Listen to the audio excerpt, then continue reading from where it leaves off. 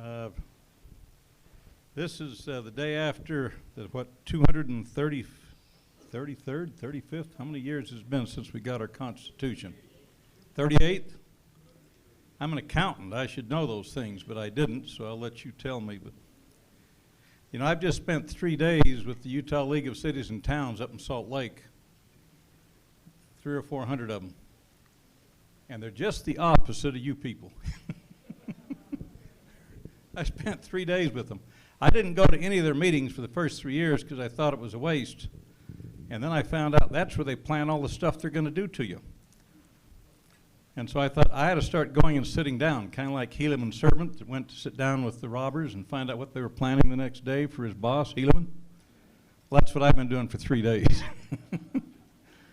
You know what's interesting? You and I, we want to have less government.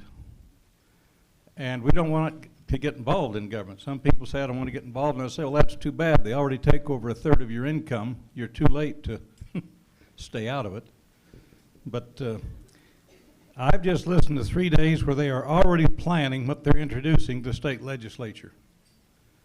They get their money because most of the cities, this one, Provo, most of the cities in this state belong to this group, and they pay your taxes into this group to belong to it. And then they lobby. You're going to have a bill on your, all of at least 17 counties are going to be voting on a ballot issue this November on whether or not to raise a quarter-cent sales tax. Now that doesn't sound much, but it averages $31 per person per year. You've heard that, can't you afford that? It's just a dime, you know. Well, anyway, this is one of the things they got through, and they're plotting more. But anyway, this is a whole lot more fun group to be with. It's always fun. They're up there doing the PowerPoints, and they got their presentations going, and they're making notes on, here's how you're going to tell your citizens to do this. How are you going to get them to do that? And I'm making notes. Here's how I'm going to tell them not to do that, and here's how I'm going to undo that. So I've signed non-disclosure agreements so I can go to some of these meetings. I had to sign a non-disclosure agreement when I went to the mall when they're doing the $58 million subsidy, and they wouldn't let me tell the people about it for, that was months and months and months, and I kept saying, well, can I talk about it now? No, can't talk about it yet. So I'm one of those conspirators also, but not by choice, because if I break my oath on some of this stuff, they toss me out, and there's nothing they'd love more to do than toss me out of that city council. So I go to these things to find out what they're plotting and scheming, and then try to get ready to undo when I can. Well, one of the reasons Shahzad asked me to come and talk to you this evening is back in 1981, 1982, I was the foreman of a federal grand jury. And I didn't know much about federal grand juries except they were in the Constitution. And so if you'd open up your copy of the Constitution I just gave you, turn to page 6.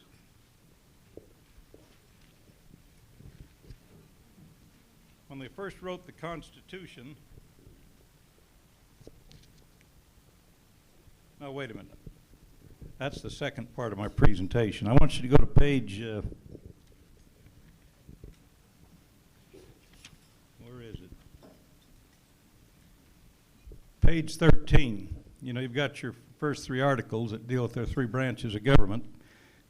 I've marked on the 3rd paragraph down, the trial of all crimes, except in cases of impeachment, shall be by jury. Now, this is what was put in the original Constitution. And when the founding fathers decided how are we going to sell this to the people, they said, well, let's flesh out a bunch of these things that people have rights. And so if you go back to what is it, page 22 and 23, Article 5, this is something, 10 amendments, and 3 of them deal with this fleshing out what it meant trial by jury. And the first one here, no person shall be held to answer for a capital offense, and that's defined as we're going to put you in jail for more than a year, or otherwise infamous crime unless on a presentment or indictment of a grand jury. And that's why I was in Salt Lake for 18 months, meeting every 2 weeks. We met in secret. And we saw all kinds of stuff. It's amazing what goes on in this country that you don't get to see. We were indicting people. We were indicting people in foreign countries, off on islands. We had people that had gotten into motorcycle gangs, pretending they were part of it, guys working on truck docks. It's just amazing what goes on. It's kind of like we got to see the news a day or two, or a week or two, or a month or two, or a year or two before you ever got to see it. You'd do it for free. It was really neat. But the Founding Fathers set this grand jury up. Before you can go charge a man with a crime, you have to present his crime to a group of citizens in private. The Founding Fathers wanted that done in private. Now, if the guy's a bank robber, of course, it's too late to make it private. But whether or not you're going to charge him, that was to be done in private. And so that's what the Founding Fathers did. It said by jury, but they said that's not clear enough. What does that mean by jury? So in order to go after somebody criminally, he first had to be indicted by a federal grand jury, and that was our process. The judge had appointed me to be the foreman. I'm sure he lost sleep over that after what he saw I did a little while later. Okay, Article 6, in all criminal prosecutions, the accused shall enjoy the right to a speedy trial by an impartial jury. So again, reference to jury again, another amendment dealing with an impartial jury. Then you've got number 7 here, which deals with property rights, civil, in suits at common law, where the value in controversy shall exceed $20, the right of trial by jury shall be preserved. So can you imagine these guys, they were out going to try and convince the colonies that they wanted to have a constitution. And the way they did it is they said, you don't trust us. You don't trust our federal judges we're going to have. You don't trust our federal president. You don't trust the federal legislators. You're going to elect senators and congressmen. And what you can do if they pass any law that you do not like, your jury can overturn it.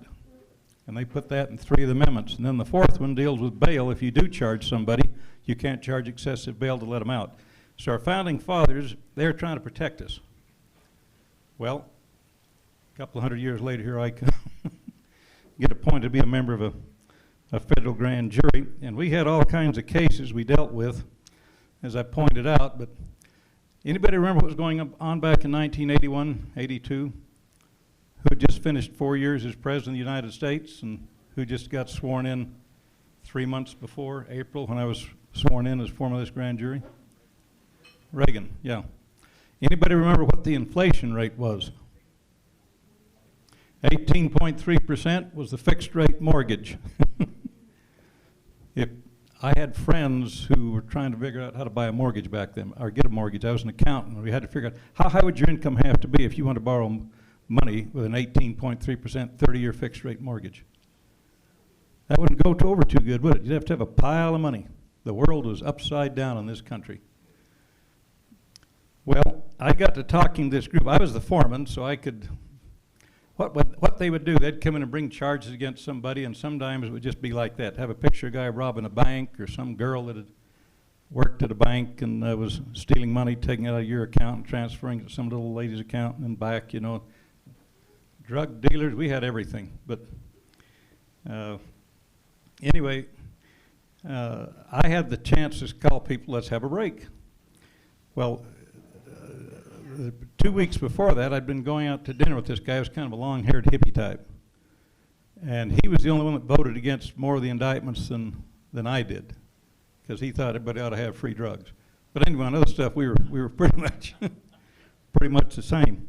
But I got to talking to him about the reason our country is in trouble is we have abandoned our Constitution. And I talked to him about gold and silver. If you go back to page 6 in our Constitution,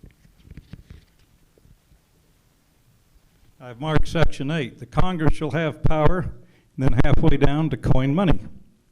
That's what Congress shall have the power to do when it comes to money. Maybe you recall why our Founding Fathers were so careful to say we're not going to have funny money. Anybody remember why that was? They had funny money. They had created it themselves. It's called the Continental dollar. It got down to where it was worth about $1 for every 3,000 or 4,000 paper dollars. And everybody hates a counterfeiter because he pretends to have money he doesn't have, pretends he can buy things he has not worked for to earn it. And our founding fathers were a party to that. They didn't understand the way money worked, but the Lord let them go through a real lesson because they were guilty of counterfeiting on a major scale. And these people saw that they were embarrassed by what they had done. And they were going to stop this type of thing from ever happening again. And so when they set up the money system for our country, they said that Congress shall have power to coin money. Then if you go over to page, where's the next one? Page 8. Okay, here's where they really put the hammer down. No state shall, and then I marked the next one down, shall coin money, emit bills of credit, that's that stuff you carry in your wallet now, make anything but gold and silver coin a tender in payment of debts. No state. Pretty clear, isn't it? They were going to stomp it out. The federal government was not going to be a party to anything like this again. And the Enabling Act, well, part of this, they said, yeah, we've entered into agreements as Articles of Confederation, but we'll honor all those obligations we have, and we're going to do it with gold and silver. And so they were setting up what would be an honest money system. Well, I didn't go that far when I first started this grand jury, but I told them during one of these breaks, the hippie guy got mad at me because he said, hey, you got to tell the whole grand jury about this. We're eating lunch together, you know, you go and make friends with these people, they're good people. And I said, okay, I'll tell them. The next meeting we went back, I didn't say anything. And he really got after me the next time. He said, look, you told me you were going to tell these people about the reason our country's in trouble, and you didn't do it. And I said, okay, I'll get braver. Well, anyway, I was mulling this all over, and I was out standing in the tomato patch talking to my dad one evening, and I told him what I was thinking of doing. And my dad, he was #1 out of Harvard Law School. He thought like I do, but a whole lot better, a whole lot smarter. He was #1 out of Harvard, and he taught me all I know and a lot more I should have learned. But he said to me, though, son, he said, have you thought this thing through? He said, you're taking on the most powerful people on the face of the earth, the moneyed interests, if you go after the Federal Reserve System. He says, have you thought this through? I said, well, yeah, I've thought about it, but our country's going to pot. Do you know what the loss in insurance value was for 5 years? $1.3 trillion. Carter's 4 years and Reagan's first year in office. Grand jury can go back 5 years to do indictments, and so that's why I use the 5 years. It just happened to be Carter. But if you add up the wholesale price index, which is a federal figure, which you know is not overstated because it's a federal number, and you take that totaled up 48.6%, and then if you add up the face value of just life insurance alone in this country for those 5 years and divide it by 5, so you get an average, you multiply the 48.6 times life insurance, that's 1.3 trillion. That means roughly if you bought a life insurance policy for your wife for $100,000 back then, 5 years later it was worth $52,000 in purchasing power. Well, it didn't take very long to explain this to people who said our country is in serious trouble. And Reagan, right after he was made president, he said, he appointed a gold commission to see if we could go back on the gold standard. It's been so long since we've had runaway inflation that we don't even think about it anymore. We're the best place on earth. And that tells you how bad the rest of the world is, but they'd still rather put their money here than somewhere else. Well, anyway, I went back to this grand jury, and I told them this story, and I said, if somebody want to look into this, let me know. And so anyway, then I said, take a break. That's one thing I could do. I signed indictments as the foreman, and I could say, let's take a break. So we took breaks. Well, these people, they were not raised like you or I, and they did not think like you and I. But they started coming up, and they'd shake my hand and touch my arm. I said, do you think we can look into this? Do you think we can see what's going on? Do you think we can find what's going on? And I said, yeah, I think we can, because we've been indicting people a long ways away. 5 minutes. Tell me when it's 4. So anyway, we went to work and I started educating them. These flyers that my wife just passed out, that's what I was educating them on. That's a handout from the John Birch Society Youth Camp where we used to teach together. He got tired of me, though. He said I snored so terribly couldn't sleep, but I knew he was lying because I slept through it. I said, it cannot be that bad. Oh, well. Anyway, these are handouts we used to give the youth at John Birch Camp on money, try to educate them on what money was intended to be by the founding fathers. Well, I got them up to speed, and we did an indictment, 18-3, to a 3-count indictment against the Federal Reserve for violation of U.S. currency laws. And I gave it to the judge, and the next time we met, he threatened us with contempt of court. If we told anybody what we were doing upstairs there, because he was mad. Well, I talked to the jury and about going forward or not, and this was interesting. This is one of the most interesting things.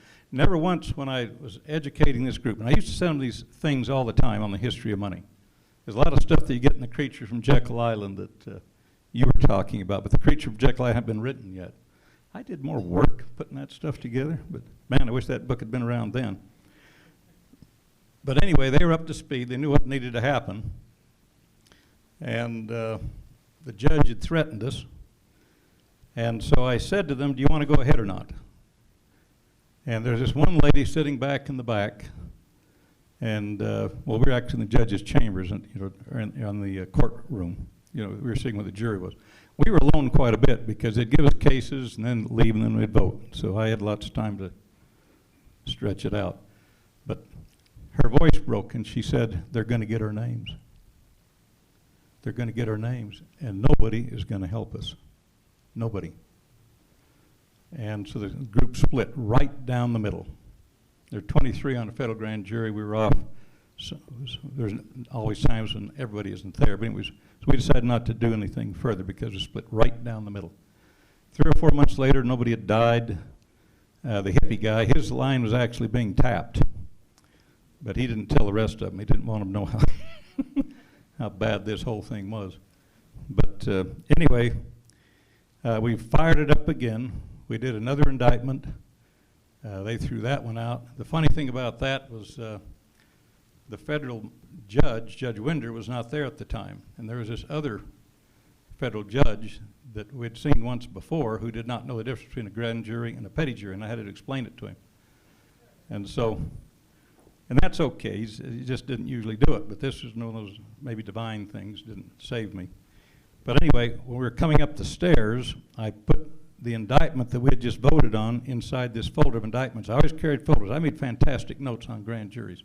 This is the neatest thing, And so when I got up there, I changed the number of indictments we were turning in with my pen and changed it from 5 to 6.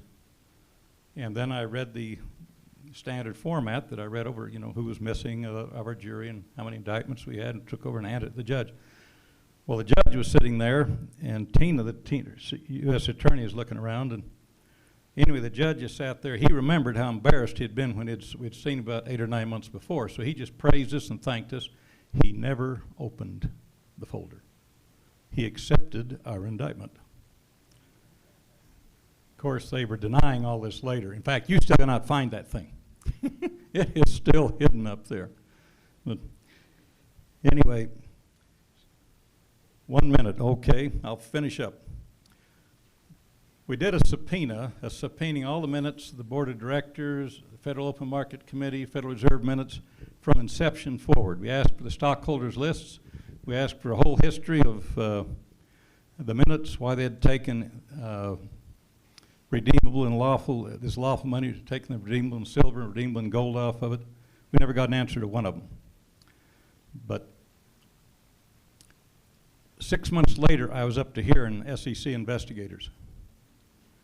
And they were down to my third, they came after a client I'd never even heard of before, and they accused me of insider trading, phony financials, stock dealings with a company I had never even heard of. And that's when I called my attorney and I said, okay, I can't do this anymore. I said, now they're accusing me of felonies with a company I don't even know the people. And there are a couple of investigators that they sent down from the state of Washington. So he said, well, he said, you know, the guy that's orchestrating all this, he called me yesterday. He says he doesn't really think you're a crook. He just wants to wreck you and put you out of business. So he said, if you'll sign a nolo contendere, he'll go away. And I said, okay, I'll sign it. It costs a fortune to fight the federal government. And I didn't have the fortune, and I saw how far they were willing to go. So I went up to sign the nolo contendere, which says I neither admit or deny the allegations, but I'm not going to be a CPA anymore. So I signed the thing, and while I was there signing it, this special investigator, he said, we wondered how long it would take you to break. I said, really? He said, yeah. He said, that was just the third one. We had 3 more we were going to charge you with. 3 more. And I said, well, I break. I'm done. But anyway, with divine intervention, a few years later, I got it back. When they took my CPA license, the guy sitting right next to me was a guy who had taken business law from my father. He remembered my dad, and he became the head of it. And when I applied a couple years later to get my CPA license, this guy said, he called me, he says, I've got it all taken care of. You just do this, this, this, and this, and I'll give you back your license. But anyway, there's a whole lot more that can be said about the system. And they will go after you. They can. They can break you. I've seen them wreck others. And I'm still here. And as you were saying, I told my wife when she was saying, don't run for city council again. If you could drive around, you'll see some of my signs up. She said, don't do it again. You're not doing any good. I said, but dear, one man should not have this much enjoyment causing this many people this much trouble. I'm going back. If I can get enough to vote for me, I'm back. So, thanks, Scott.